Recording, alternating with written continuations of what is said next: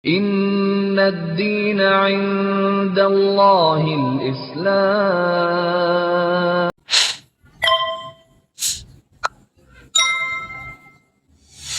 Sebenarnya orang tua saya berat melepas saya untuk berpindah keyakinan. Pulang dari syahadat itu, saya lihat ibu saya sudah menunggu di rumah. Ibu saya sudah menunggu, terus ibu saya bilang, gimana dok tadi syahadatnya lancar? Alhamdulillah bu, saya bilang begitu. Anak ibu sekarang sudah seorang muslim, begitu ibu saya. Terus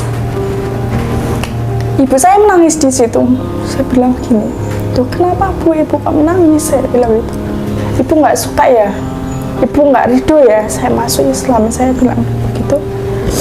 Tapi ibu saya bilang, enggak. Ibu seneng. Ibu seneng lihat kamu seneng. Ibu saya bilang seperti itu. Ibu hanya nolong sondok. Dulu sewaktu saya meninggalkan dan melalaikan perintahmu, saya ini uang seakan-akan nggak pernah habis. Sampai saya bisa belikan anak saya HP cash, saya bisa beli apa yang saya mau. Tapi ketika saya memutuskan berhijrah ini, kenapa ya Allah engkau uji hamba di ekonomi hamba? Saya protes sama Allah. Assalamualaikum warahmatullahi wabarakatuh. Perkenalkan, nama saya Santika Dwi Kusumanengati. Saya akrab disapa Tika. Asal saya dari Pare. Orang tua asal dari Pare. Saya berusia 22 tahun. Agama saya sebelum saya masuk Muslim, agama saya Kristen Protestan. Begitupun dengan orang tua. Dan sekarang saya meyakini untuk saya beragama Muslim. Sementara orang tua saya tetap berada di agama sebelumnya. Dulu waktu saya menjadi seorang Kristen Protestan ya, saya ya bisa dikatakan tekun sekali.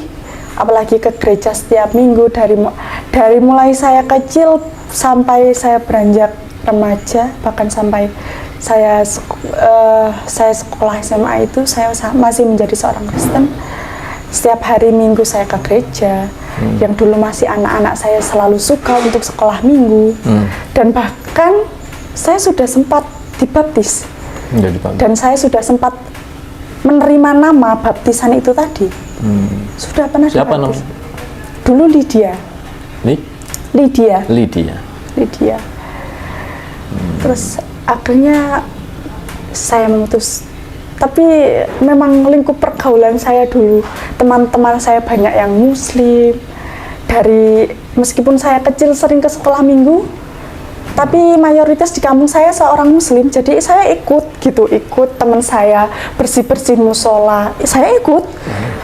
Saya mau, kalau teman saya taraweh, saya nunggu di depan musola gitu. Terus sampai teman saya nyamperin, tik, ini loh, aku ada takjil buat kamu. Kamu dari tadi nungguin toh. Oh, aku dari tadi nungguin kalian loh. Terus sampai pas waktu pernah ikut bersih-bersih musola itu orang tua saya marah. Ngapain kamu ikut bersih-bersih? Nggak perlu, kamu itu bukan orang Islam. Gitu. Tapi saya seneng, kan sama teman-teman rame-rame juga bersih musola ya. Saya seneng. Dan dari situ saya pernah juga dulu diajarin sholat sama teman saya. Diajarin sholat. Tik coba sholat tik. Kayak gini loh sholat. Oh sholat tuh kayak gini. Dan dari situ kayak saya mulai sekolah SMA. Kok nyaman, kok enak ya kayaknya jadi seorang. Hijrah. Ya. Tidak ada yang menentang ya. Alhamdulillah tidak ada. Lancar ya. Justru ujiannya ketika setelah bersyahadat ya. Iya. Saya dulu bermualaf tahun 2021.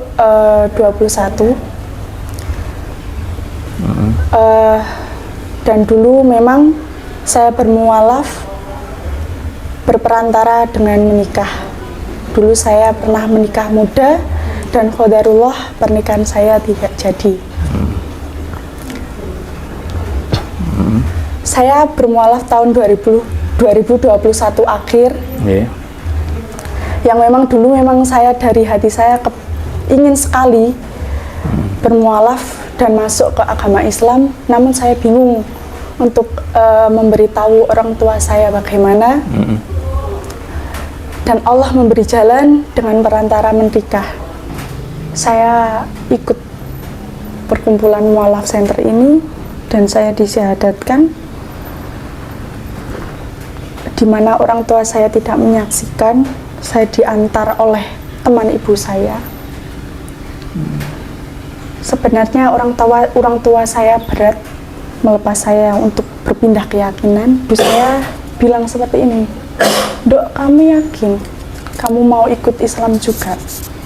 Tapi kalau kamu ikut, ibu boleh saja kamu masuk Islam. Ibu tidak pernah memaksa anak-anak ibu untuk terus ikut apa yang ibu ajarkan. Tapi tolong, untuk yang kali ini kamu harus tetap jalankan syariat sebagai orang muslim ya, Dok." Ibu saya bilang seperti itu. Sholat, ibu bilang gitu, jangan sampai tidak sholat. Akhirnya saya bilang, "Iya Bu, insya Allah saya akan tetap jalankan syariat sebagai orang Islam." Yaudah, berangkat. Saya berangkat, saya syahadat, dan sepulang dari syahadat itu saya lihat ibu saya sudah menunggu di rumah. Ibu saya sudah menunggu, terus ibu saya bilang, "Gimana Dok, tadi syahadatnya lancar?" "Alhamdulillah Bu," saya bilang begitu. Anak ibu sekarang sudah seorang muslim, begitu ibu saya. Terus ibu saya menangis di situ. Saya bilang gini, "Tuh kenapa Bu, ibu kok menangis?" Saya bilang gitu. "Ibu nggak suka ya? Ibu nggak ridho ya saya masuk Islam?" Saya bilang begitu. Tapi ibu saya bilang, enggak, ibu seneng lihat kamu seneng." Ibu saya bilang seperti itu. Ibu hanya nolongson, Dok. Gak bisa menyaksikan kamu bersyahadat, karena dulu ibu menyaksikan kakakmu bersyahadat, tapi sekarang ibu nggak bisa menyaksikan. Ibu bilang seperti itu. Saya bilang sama ibu saya, "Bu, ibu nggak usah sedih karena nggak bisa lihat saya. Dengan ibu bapak mengizinkan saya berpindah keyakinan itu saja saya sudah senang sekali." Saya bilang seperti itu. "Insya Allah Bu, setelah ini saya akan tetap seperti apa yang ibu mau." Saya bilang seperti itu. Pernikahan yang saya jalani tidak sesuai dengan apa yang saya pikirkan, karena saya berpikir jika saya menikah, saya memiliki imam dan imam saya bisa menuntun saya. Tapi ternyata Allah menunjukkan semuanya, yang ternyata selama pernikahan saya berjalan beberapa tahun ini, seorang imam yang seharusnya menuntun saya ternyata tidak menuntun saya. Dan ini bisa menjadi pelajaran bagi kita semua bahwa menikah itu bukan sekedar menikah aja. Kita harus mempersiapkan betul mulai dari calon yang akan kita pilih untuk kita ke depannya. Intinya harus kita persiapkan betul-betul, bukan sekedar hanya apalagi untuk pacaran, dan kita berpikir jika kita pacaran lama kita akan berjodoh dengan orang tersebut. Saya bisa, dan dengan tidak berhasilnya rumah tangga saya itu menjadikan saya lebih taat dan lebih dekat dengan Allah. Alhamdulillah. Dan memang dengan saya yang sekarang ini, saya bisa menjadi lebih tenang, bisa lebih taat dengan Allah. Alhamdulillah, dan saya bisa berhijrah. Soalnya ketika saya sudah bermualaf itu satu tahun tepat satu tahun saya menghilang, dan ibu pengurus saya sampai mencari, "Kamu kemana aja, Nduk?" Ibu saya cari tahu, saya ke sana kemari, saya menghilang. Saya tidak belajar, saya tidak bimbingan, intinya saya menghilang selama 1 tahun itu. Dan saya bekerja sebagai seorang kasir, yang dimana tempat itu tempat yang mayoritas terdapat banyak kaum ikhwan. Di 1 tahun itu saya menghilang, saya tidak menjalankan sebagai orang muslim. Entah apa yang ada di pikiran saya juga tidak tahu kenapa saya begitu saat itu.